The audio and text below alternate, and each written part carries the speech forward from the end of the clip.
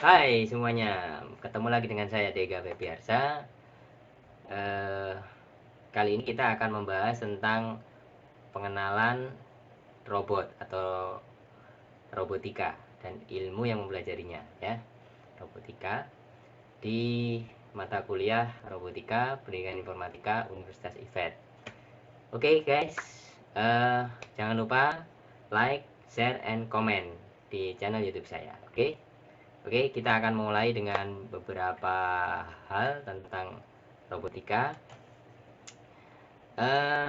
Yang pasti nanti kamu bakal dapat konten tentang robotik, kemudian sistem kerjanya, dan beberapa contoh tentang implementasi robotik, baik itu di dunia nyata maupun di ya cuma dunia nyata ya.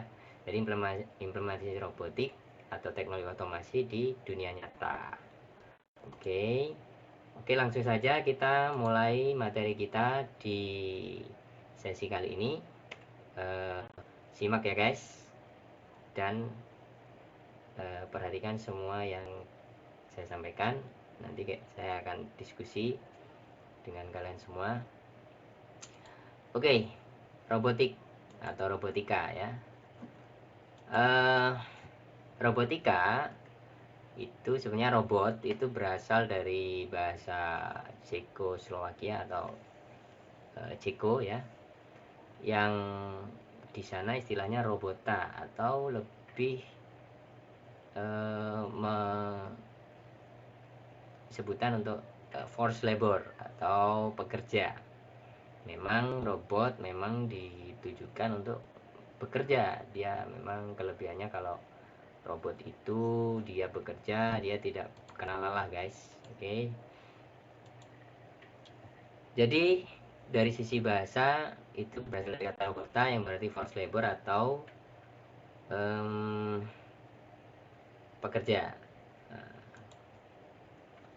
Kemudian istilah robotik atau robotika itu sebenarnya awalnya dari cerpen fiksi yang berjudul Run Around karangan Isaac Asimov pada tahun 1942. Nah, itu novelnya seperti itu, cerpennya. Jadi robotik atau robotika itu memang dikenalkan di cerpen dulu guys, sebelum memang benar-benar istilah itu familiar ya. Kemudian di tahun 1921 sebenarnya istilah robot itu sudah populer ketika Karl Kopek membuat pertunjukan dari lakon komedi yang ditulisnya pada tahun 1921 yang berjudul RUR atau Resums Universal Robots. Di situ ada 3 pria yang berperilaku atau bertindak berperan seperti halnya mesin atau robot manusia, tapi dia berperan sebagai robot. Nah, itulah mulai istilah robot itu lebih dikenal di masyarakat ya. Waktu itu revolusi industri dan semuanya permintaan akan robot otomasi makin meningkat. Oke. Nah, sedangkan secara internasional standar ISO ya, international standard ISO, tepatnya klausul ISO 8373. Jadi mendefinisikan robot sebagai mekanisme yang terprogram dari aktuasi, jadi 2 atau lebih sumbu dengan derajat autonomi bergerak di sekitar lingkungannya untuk melakukan tugas tertentu. Nah, kemudian ada industrial robot ya, yang diartikan di situ adalah suatu benda yang terkendali secara otomatis, dapat terprogram ulang, multitasking atau multipurpose, multi keperluan, terprogram manipulasi lebih dari 3 sumbu axis XYZ ya, XYZ. baik itu diam atau bergerak yang diaplikasikan dalam otomasi industri. Oke. Nah, jadi di industrial robot beberapa contohnya itu industrial robot yang kita kenal itu dia untuk manufaktur biasanya ya, produksi produk dan lain sebagainya. Oke, berikutnya kita bicara tentang karakteristik robot ya. Beberapa karakteristik robot diantaranya dia tidak alami atau rekaan ya. Rekaan itu artinya ya buatan manusia tentunya ya. Kemudian dapat merasakan lingkungannya atau environment sensing, dia mendeteksi kondisi lingkungan.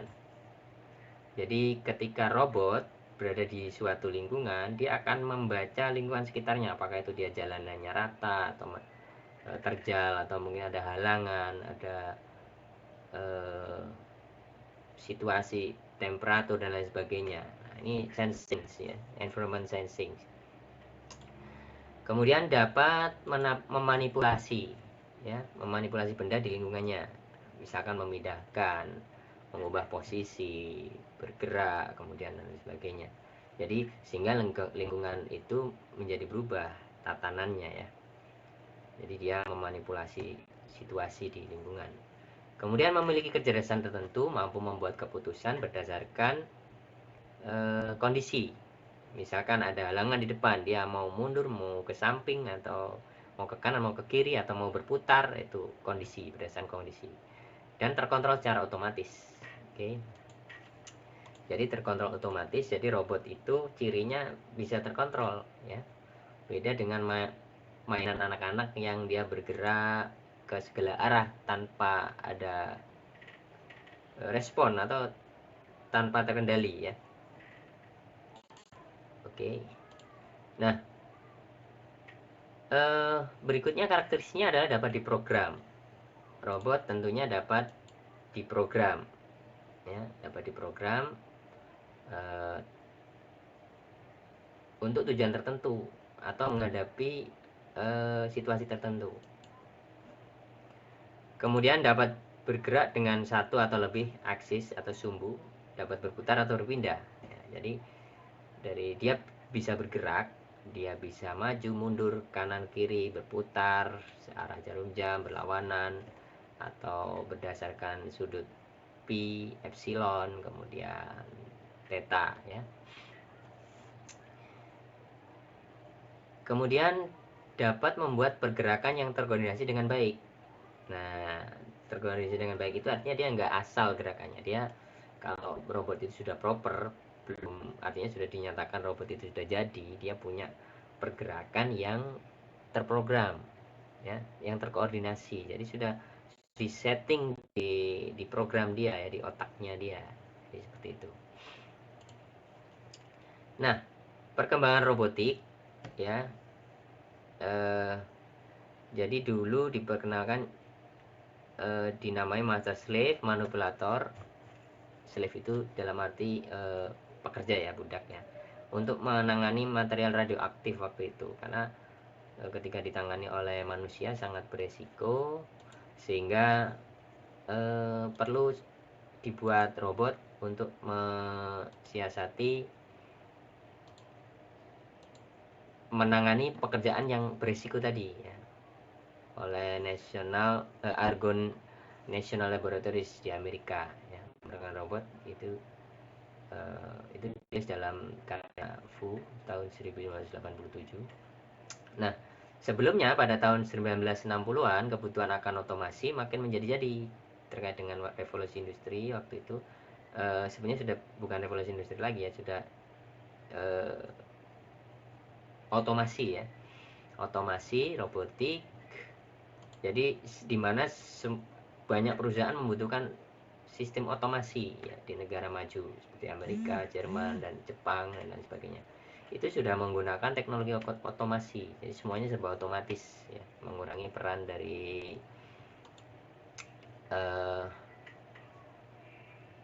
pekerja ya. Nah, pada awalnya robot untuk industri, sehingga muncul istilah industrial robot dan robot manipulator atau robot arm, ya, industrial robot. Makanya waktu itu populer industrial robot, ya, robot arm, ya, robot arm. Kemudian untuk generasi terbaru robot sudah mulai untuk prestige, ya. Ya memang awalnya untuk riset itu yang humanoid, ya walaupun belum sempurna, itu Aibo, ada Asimo, Honda, ya. Kemudian untuk robot penjelajah planet Mars yang dikembangkan oleh NASA dan bekerjasama dengan institusi robotik tentunya. Nah ini robot semakin berkembang, ya, sampai hari ini, ya.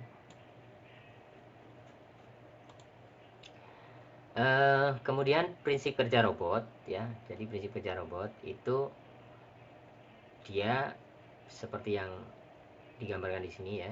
Jadi dia punya otak atau controller. Kalau di yang sebenarnya dia bisa mikroprosesor atau bisa microcontroller atau embedded system, atau mungkin menggunakan komputer yang sebenarnya, ya. Jadi dia sebagai otaknya menggunakan komputer ketika butuh algoritma atau pemrosesan data yang luar biasa besar atau kompleks. Makanya dikembangkan baru-baru ini, ya, sebenarnya bukan baru, ya, beberapa tahun terakhir ini dikembangkan sistem operasi khusus robotik atau lebih dikenal dengan ROS atau Robotic Operating System yang berbasis sistem operasi Linux. Nah, dari prinsip kerja robot ini, ya, dia memiliki sensor yang sensor ini memberikan informasi atau data kepada otak atau controller, dan kontrol ini mengontrol sensor juga. Sebagian sensor memang harus di-trigger terlebih dahulu untuk bisa memberikan data. Ada sensor yang selalu memberi data terus-menerus atau sifatnya pasif reaktif dia. Nah, kemudian sensor ini dia mensensing lingkungan di sekitarnya, entah itu suhu, kemiringan, warna, gelap terang, ada dan tiada atau proximity, ya. Kemudian ada posisi dan lain sebagainya lingkungan. Nah, dia disensing atau disensing dibaca oleh sensor yang nanti diproses oleh controller. Kemudian dari controller memberikan respon, ya, baik itu berupa komponen aktuator maupun penggerak atau motor di sini biasanya, ya, motor atau bisa hidrolis, bisa pneumatik atau bisa motor, ya, bisa motor untuk memberikan respon terhadap lingkungan. Jadi dia bereaksi istilahnya ketika dia berjalan kemudian ketemu halangan, dia mau ngapain, ya, dia diterjemahkan oleh controller. Kemudian dia apa, mau belok kanan, belok kiri, atau berputar balik, putar ke kanan atau putar ke kiri, itu tergantung program yang di setting di otaknya dia, di controller. Ya, seperti ini, ya. Dia ada, ya, dia di menggunakan controller, ada yang menggunakan pneumatik, ya, terlihat kabel-kabelnya itu dia menggunakan pneumatik, ya. Nah, jadi prinsip kerja robot ini, ya, dia akan memberikan respon terhadap lingkungan yang disensing oleh sensor dan diproses oleh otak dan memberikan suatu aksi, ya, aktuasi. Nah, berikutnya beberapa penelitian tentang robot, yaitu ada beberapa, yaitu penelitian tentang robot arm atau manipulator, kemudian mobile robot beroda dan berkaki, dan mobile dan walking robot manipulator atau robot berjalan. Kemudian ada underwater robot, ya, underwater robot, penelitian underwater robot misalnya, ya, seperti ini sedang diriset underwater robot.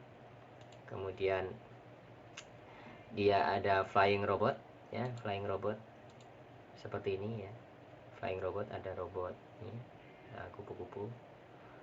Nah, kemudian fokus dari penelitian itu dia pada kecerdasan buatan, atau artificial intelligence yang dia menggunakan logika fuzzy, kemudian neural network, dan genetik, ya, genetik dan adaptive learning dan knowledge base. Artinya knowledge base itu dia, atau adaptive learning itu algoritma yang dia beradaptasi dengan dia bisa menerjemahkan ya seperti kita manusia bisa beradaptasi. Nah, ini sedang diteliti, di riset untuk dikembangkan di robot ya, ditanamkan artificial intelligence, tidak hanya gerak berdasarkan program tertentu yang terbatas, tapi dia sudah bisa adaptif ya, menerjemahkan. Kemudian analisis kinematiknya. Nah, ini yang masih dalam proses penelitian sampai hari ini, itu bagaimana humanoid robot bisa berjalan tanpa jatuh, atau dia bisa gerak bisa di keseimbangan ya, dia penelitiannya sudah keseimbangan. Bayangkan berapa sensor yang dipakai, berapa aktuator yang digunakan atau motor, hanya untuk menjaga posisi kita biar tetap berdiri dengan sempurna. Betapa Allah atau Tuhan itu menciptakan manusia dengan sempurna. Jadi karena penelitian robot pun masih belum mampu untuk bisa menandingi itu ya. Memang mungkin akan sulit, mungkin akan lama sekali ya.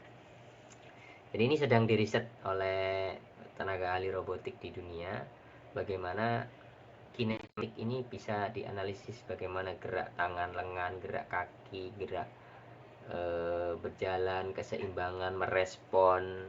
Kalau orang didorong dia nggak bisa jatuh, tapi kalau robot, kalau dia, ini sudah mulai ada penelitian dia untuk dia gerak kebalikan, misalnya reverse movement, ketika robot itu didorong dia bisa bereaksi kembali lagi.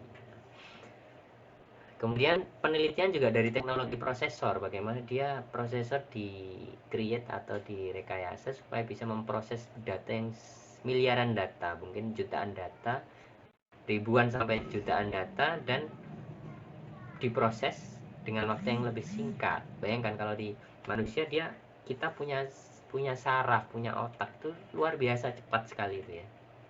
Subhanallah. Memang itu ini yang mulai diteliti oleh ahli robot di dunia ya.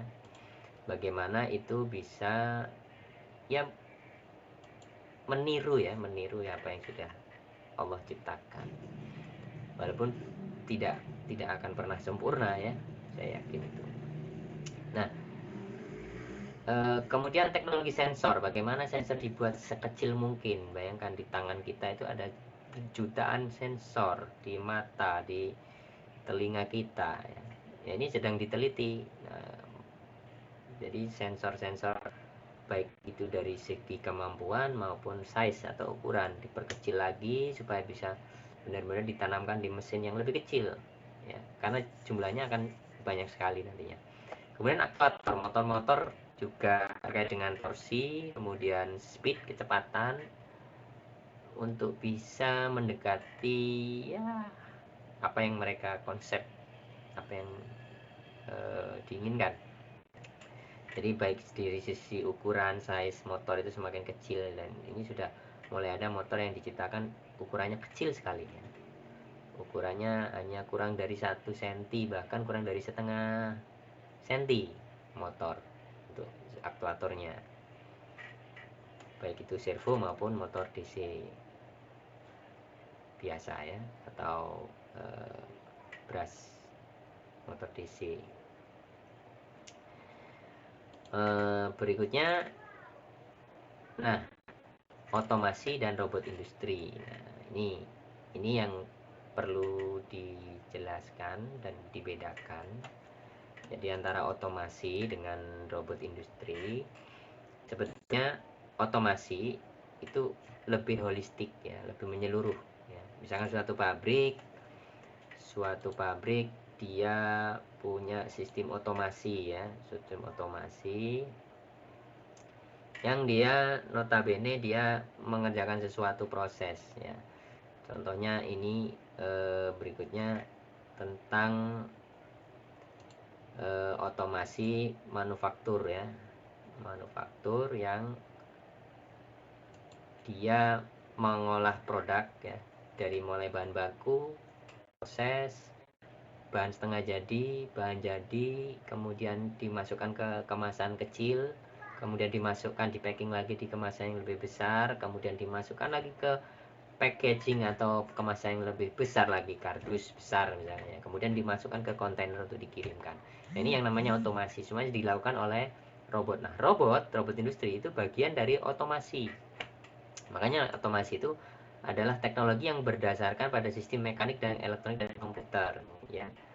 Sedangkan robot industri itu komponen utama dalam teknologi otomasi yang dapat berfungsi sebagai layaknya buruh atau pekerja manusia dalam pabrik, namun memiliki kemampuan bekerja yang terus-menerus. Nah, ini.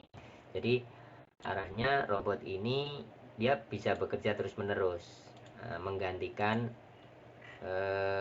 manusia, buruh ya. Ada suatu cerita di teman saya di Jawa Timur. Dia bekerja di pabrik. Dia cerita kalau banyak pengurangan pegawai karyawan. Ini jadi tantangan pemerintah ketika otomasi sudah masuk ke industri ya. Jadi perusahaan itu membeli mesin dengan harga mungkin ratusan juta bahkan miliar ya. Mungkin dia tiap bulan harus mengangsur atau biayanya diangsur selama sekian puluh juta dalam satu bulan misalkan. Tapi dibandingkan dia mengurangi 100 karyawan pekerja ya. Jadi dia otomatis kan lebih hemat, dia beli mesin gitu ya. Dengan operator cukup 2 orang satu mesin gitu ya. Dia bisa merumahkan 100 pekerja. Ini otomasi itu dampaknya memang negatifnya di situ jadinya. Yang menjadi tantangan pemerintah, bagaimana ini dampak dari industrialisasi, modernisasi ya. Industri robotik, robot industri di Indonesia itu jadi tantangan tersendiri. Oke. Kemudian nah, klasifikasi robot. Klasifikasi robot secara geometri, kemudian derajat kebebasan gerak, sumber tenaga, tipe pergerakan, bentuk dan kegunaan. Dari geometri lengan atau arm geometri terdapat beberapa klasifikasi, yaitu satu rectangular coordinated atau dia berdasarkan sumbu X, Y, Z. Nanti kita akan tunjukkan gimana maksudnya rectangular coordinated. Kemudian cylindrical coordinated atau berdasarkan silinder ya. X, Y, Z dan lingkaran silinder. Kemudian spherical itu dia tilting juga, putaran sudut ya, ada sudut theta, ada V, rho, dan keliling lingkaran, dan XYZ atau rektangularnya. Nah, kemudian dari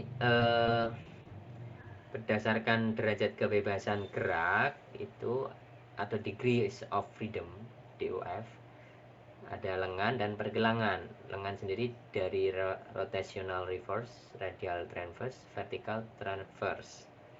Kemudian pergelangan ada pitch atau bend, yaw atau roll atau swivel. Nanti kita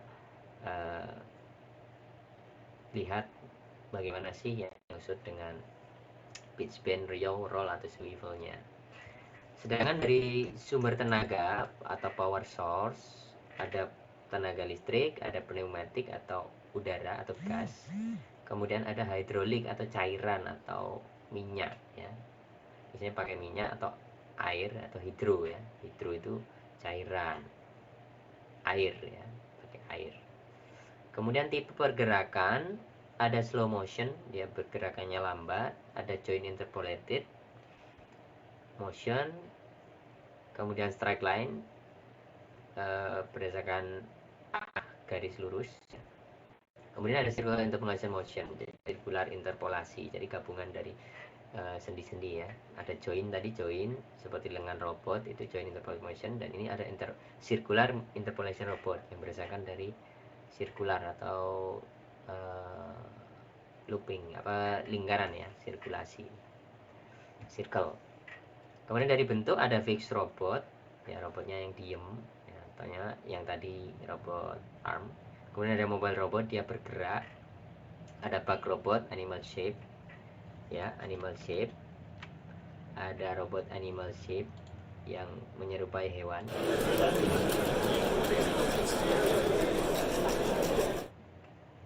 Kemudian ada robot humanoid. Nah, humanoid atau kombinasi ke empat jenis tersebut, bisa fixed humanoid, bisa arm mobile robot, atau mungkin kombinasi humanoid arm robot. Kemudian dari sisi kegunaan itu misalnya untuk industri ya, industri kedokteran, serving, toy atau mainan atau peliharaan, kemudian edukasi. Dari sisi ke industri tadi sudah saya tunjukkan robot industri di pabrik elektronik, pabrik obat dan lain sebagainya. Kedokteran biasanya untuk bedah. Nah, untuk teknologi bedah membutuhkan ketelitian. Makanya tadi ada sensor yang harus dibuat lebih mikro lah supaya bisa mengerjakan gerakan yang mikro tadi, mikrometer kan mungkin nanometer gerakannya. Kalau di dunia kedokteran butuh ketelitian karena urusannya sama nyawa, jiwa ya. Biasanya untuk operasi yang tingkat ketelitiannya tinggi, operasi otak, operasi syaraf itu harus menggunakan robotik karena kalau pakai tangan dikhawatirkan meleset guys, gitu ya. Nah, jadi itu beberapa tentang kegunaan robot, termasuk diantaranya adalah tadi untuk edukasi biasanya untuk ya lomba-lomba, kemudian untuk di sekolah-sekolah line race, line follower, robot sumo dan lain sebagainya. Kalau di restoran biasanya sudah ada beberapa negara maju menggunakan teknologi robotik. Jadi dia mulai pemesanan sampai memberikan pelayanan bahkan untuk memasak. Jadi komposisinya bisa seragam sehingga kualitas makanannya juga terjamin. Nah, itu kenapa digunakan teknologi robotika. Nah, berikutnya bahasan berikutnya adalah, nah ini kita bahas tentang rectangular coordinated. Jadi maksud dari rectangular coordinated itu dia bergerak berdasarkan sumbu X ya, sumbu X, sumbu Y sama sumbu Z. Oke. Ya, X, Y, Z. Kemudian dari sisi cylindrical coordinated dia, nah ini sudut ya, sudut pergerakannya dia sudut dan X, Y, Z, rectangular dan sudut pi, theta, R dan Z. Kemudian dari spherical, nah dia seperti bola pergerakannya. Jadi ada sudut vertikal, sudut horizontal, kemudian X, Y, Z. Ini pergerakan spherical. Oke, nah ini kita bicara tentang degrees of freedom. Nah maksudnya degree of freedom ini ya, pitch itu dia putaran dari bagian bawah ya, ini pitch. Yaw, kalau yaw itu dia seperti ini arah putarannya. Roll dia seperti ini putarannya, up down, atas bawah, maju mundur. Pitch bend itu kayak kita zoom ya, zoom in, zoom out ya, maju mundur. Tempatnya seperti ini pitch bend. Nah itu dari degrees of freedom. Nah ini kita tunjukkan beberapa contoh arm robot. Arm robot ya seperti ini arm robot. Nah ini arm robot di industri.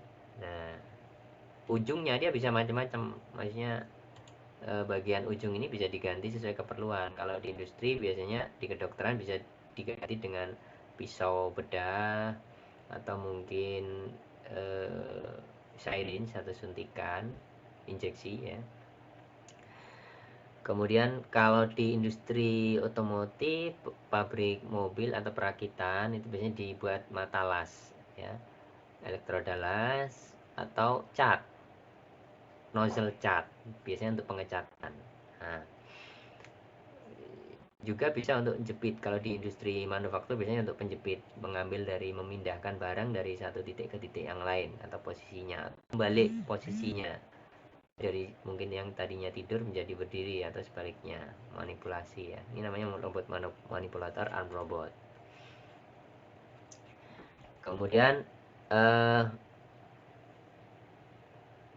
implementasi yang lain dari robot itu yang berikutnya adalah mobile arm robot. Nah dia arm robot yang diberikan wheel atau roda, bisa roda seperti ini, bisa roda omni, bisa roda biasa ya, roda Ini seperti tank ya. Nah, ini biasanya untuk keperluan tertentu, misalkan untuk penjelajahan atau pengambilan barang di medan yang berbahaya. Ini seperti misalnya untuk penjinak bom ya, arm robot. Jadi mobile arm robot seperti ini. Nah, kemudian ada humanoid robot. Jadi humanoid robot dia yang mirip manusia, dia beberapa motor di sendi-sendi ya, di bagian sendi-sendi. Ini ada motor dia ada sensor, biasanya ditaruh di kepala. Bisa kamera, bisa GPS, bisa giroskop juga. Nah, ini yang simple ya. Nah, yang simple ini biasanya ini untuk lomba dancing robot atau KRSI ya, kontes robot seni Indonesia. Dia menari dancing yang dia harus meniru tema pada saat itu tari apa. Jadi tantangannya si kompetitor tim robot harus bisa menirukan dengan gerakan yang paling smooth dan mirip. Oke, ini yang menjadi tantangan programmer robotik ya. Dia mau pakai logika fuzzy, mau pakai adaptive learning atau neural network dan lain sebagainya. Nah, kalau mobile humanoid ini hanya ilustrasi ya, tapi benerannya nggak tahu bener bisa jadi seperti ini atau enggak. Tapi ini ya yang dimaksud mobile humanoid robot itu dia kenapa diberikan roda, karena roda itu relatif kecepatannya lebih tinggi, jadi pergerakannya lebih cepat daripada robot yang berkaki. Berkaki dia karena sampai saat ini belum ada robot yang bisa berlari dengan imbang ya, dengan seimbang. Nah, itu masih dalam riset, masih dalam penelitian di negara maju atau di perguruan tinggi di dunia. Jadi ini humanoid robot kombinasi humanoid dan mobile robot. Ini dia mobile robot dan humanoid. Nah, oke, itu beberapa hal robot dan robotika. Silakan like, comment, dan subscribe. Berikutnya setelah ini saya akan tampilkan beberapa contoh robot di industri ya. Oke. Nah, ini contohnya. Jadi robot ini spesifik ya keperluannya di industri ya. Kebetulan dia memiliki peran di industri, misalkan ini ya, industri MCB. Dia memindahkan dari satu tempat ke satu tempat, dipindahkan ke conveyor. Nah, ini yang lebih cepat. Nah, teknologinya bisa pakai ini ya, axis. Nah, ini semua otomasi ya. Nah, ini ada untuk mobil, bagaimana dia memasang sunroof ya, mobil ini kebetulan Volkswagen VW. Nah, jadi pemasangan sunroofnya sudah dikerjakan oleh robot ya. Nah, itu di situ dia memiliki sensor proximity, dia bisa berupa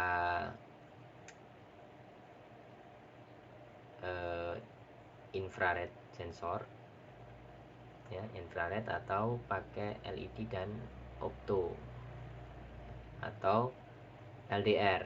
Nah, itu ya, yang nyala itu dia sensor ya, untuk posisinya. Ya, biasanya ada beberapa titik-titik tertentu yang dibaca oleh sensor. Kemudian di bagian tertentu dia ada sensor proximity. Jadi ketika dia sudah menempel, dia udah dianggap sudah pas posisinya ya. Nah, ini multi axis robot, jadi geraknya benar-benar bisa luar biasa. Ini yang untuk toy atau pertunjukan. Nah, ini ada CNC robot ya. CNC itu juga teknologinya robotik. Nah, ini untuk display juga pakai robotik. Beberapa manufaktur sudah menggunakan otomasi ya. Jadi banyak hal yang memang sudah digantikan oleh robot. Nah, makanya ini tantangan di Indonesia dengan jumlah penduduk yang sekian banyak, harus bisa bersaing dengan robot. Nah, ini tantangan bagi kalian para mahasiswa untuk bisa mempelajari robotik supaya nggak tergeser oleh Karena minimal kalian bisa jadi operator robotiknya. Kalau tidak bisa meng-create, paling tidak pengetahuan robotik ini bisa bermanfaat. Nah, ini flying robots, dia logo apung dari Vesto. Ukurannya memang belum kecil karena terbatas di sensor, terbatas di prosesor, terbatas di motor yang masih belum bisa dibuat kecil. Prosesor yang bisa dibuat lebih kecil dan mikro lagi ya. Nanti ketika sudah ditemukan teknologinya, prosesor seukuran nano atau mungkin mikromilimeter, mungkin bisa dibuat capung yang benar-benar kecil ya. Ini robot ini bisa diimplementasikan untuk bangunan ya, pengecatan, pemasangan plafon dan lain sebagainya nih. Jadi gerakannya sudah bisa multi axis seperti lengan manusia. Jadi itu beberapa hal tentang robot ya yang bisa kita pelajari bersama. Silakan komentar atau subscribe, nanti kita bisa berdiskusi ya, terkait dengan permasalahan robot dan robotika. Oke guys, terima kasih, thanks for watching. Jangan lupa like, comment, and subscribe. Sampai jumpa di lain kesempatan. Bye bye. Yes.